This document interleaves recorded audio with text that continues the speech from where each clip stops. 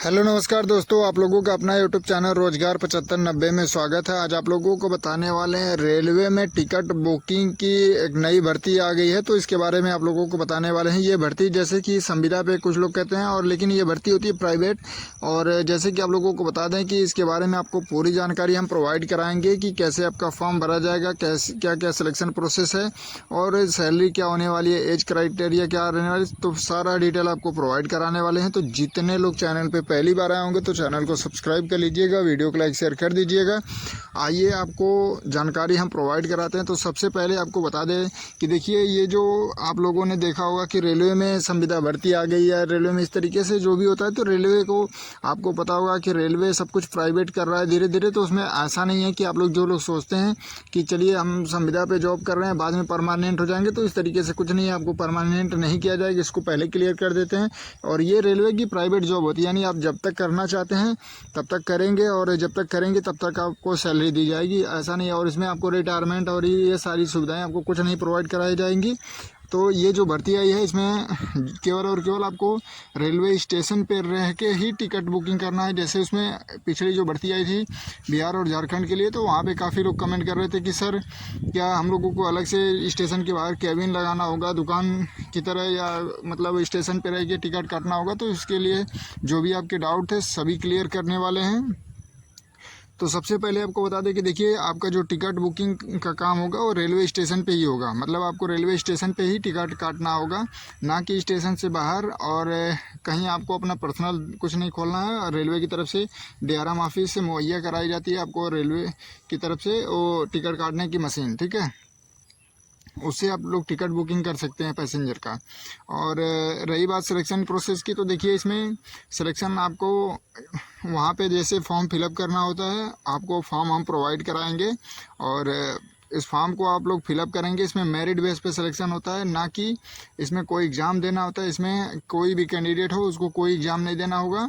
और इसमें जो एज क्राइटेरिया रहने वाली है वो 18 साल से 33 साल के बीच में। अगर आज आपके पास मतलब सभी डॉक्यूमेंट ओके हैं और आपकी उम्र 18 साल से 33 साल के बीच में है, यानी 18 से 33, ठीक है, तो आप लोग इस फॉर्म को भर सकते हैं।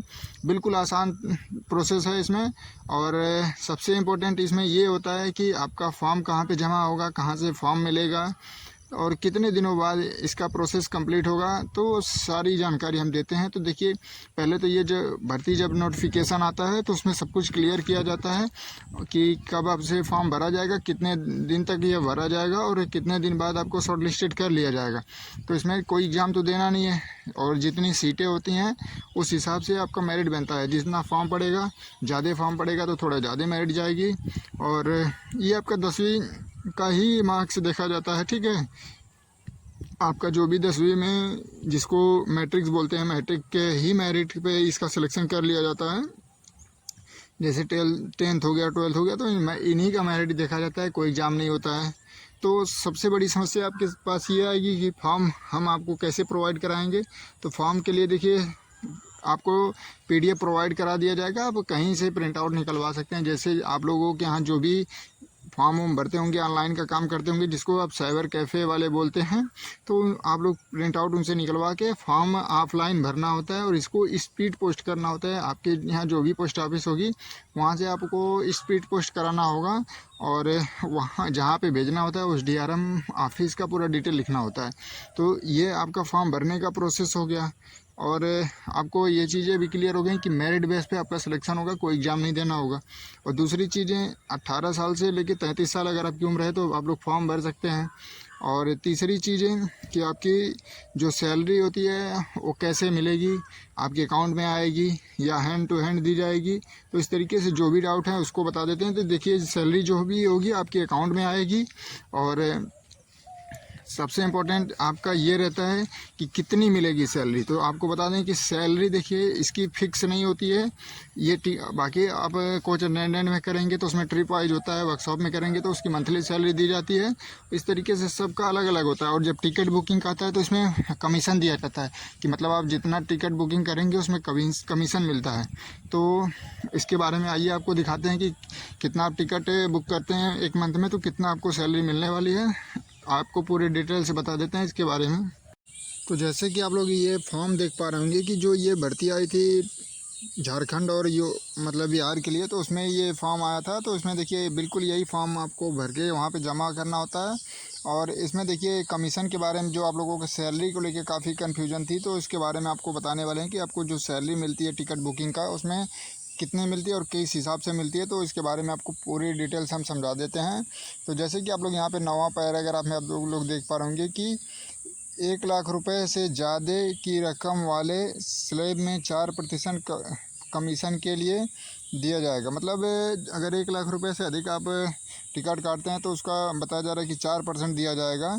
और फिर इसमें नीचे देखिए पूरा दिया हुआ है यहाँ पे स्लैब, और यहाँ पे आपको मतलब कितने रुपए से कितने रुपए के बीच में आप टिकट काटते हैं तो यहाँ पे कितना % दिया जाएगा उसके बारे में। तो पहले नंबर पे यहाँ पे बताया जा रहा है कि अगर 1 रुपये से लेके अगर 20,000 रुपये तक अगर आप टिकट काटते हैं तो यहाँ पे बताया जा रहा है कि 25% कम से कम आपको 2500 रुपये दिया जाएगा। मतलब अगर 1 रुपये से लेके अगर 20,000 रुपये तक का टिकट काट देते हैं तो इसमें 2500 रुपये का आपको कमीशन मिलता है, ठीक है।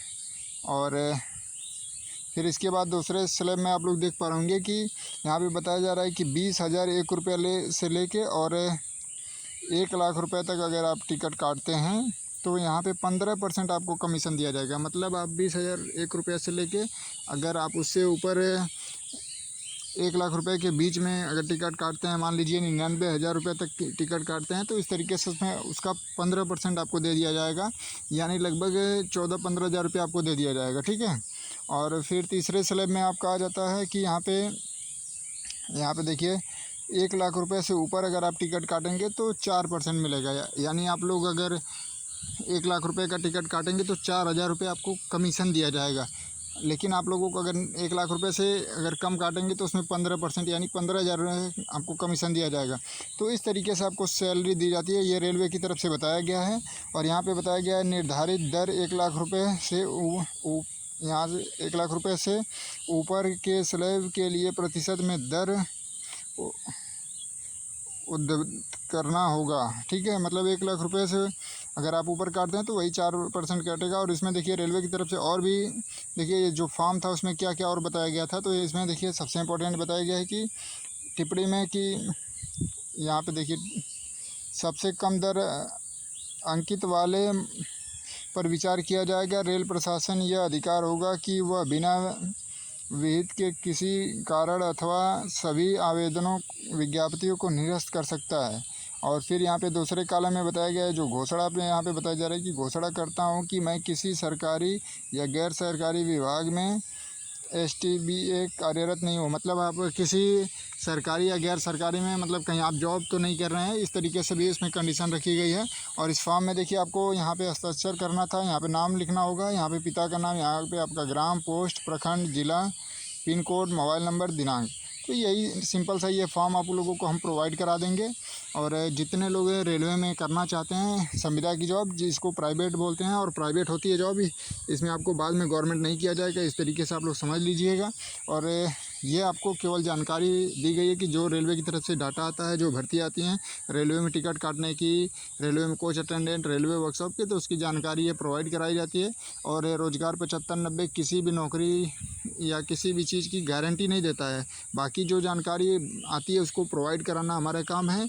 बाकी वहाँ का रूल जो भी कंपनियां के थ्रू भर्ती आती हैं वो कंपनी का रूल अलग है, किस बेस पे आपको जॉब देंगी, कितनी सैलरी देंगी, वो तो अलग अलग होता है। इसी तरीके से रेलवे की तरफ से भी जो भी भर्तियाँ आएंगी उसकी जानकारी हम प्रोवाइड करते हैं, किसी भी नौकरी का दावा नहीं करते हैं। तो ये जो भी आपको कमीशन पे भर्तियाँ आई हैं कि आपको वो कमीशन दिया जाएगा, इसमें आपको सैलरी नहीं दिया जाता है, जितना आप टिकट काटेंगे उसका कमीशन दिया जाता है। और ये आपको बिल्कुल स्टेशन पे ही रह के टिकट काटना होगा। तो आपको ये जानकारी कैसी लगी आप लोग ज़रूर कमेंट करके बताइएगा। और ये फॉर्म आपको कहाँ से भरना होगा, किस जोन से वैकेंसी आई है, तो बता दें कि ये NCR जोन से आने वाली है, जिसमें आपका आगरा, झांसी, प्रयागराज, कानपुर ये सभी डिवीज़न होने वाले हैं। तो जितने लोगों को फॉर्म भरना होगा तो आप लोग इस वीडियो को देख लीजिए। और जो भी आपको डाउट रह गया हो तो ज़रूर कमेंट करिएगा। जो लोग चैनल पे पहली बार आए होंगे तो चैनल को सब्सक्राइब कर लीजिएगा। और आपको जो चीज़ें अगर छूट गया होगा तो आप लोग कमेंट करिएगा, पूरी अगली वीडियो में क्लियर कर लिया जाएगा। धन्यवाद।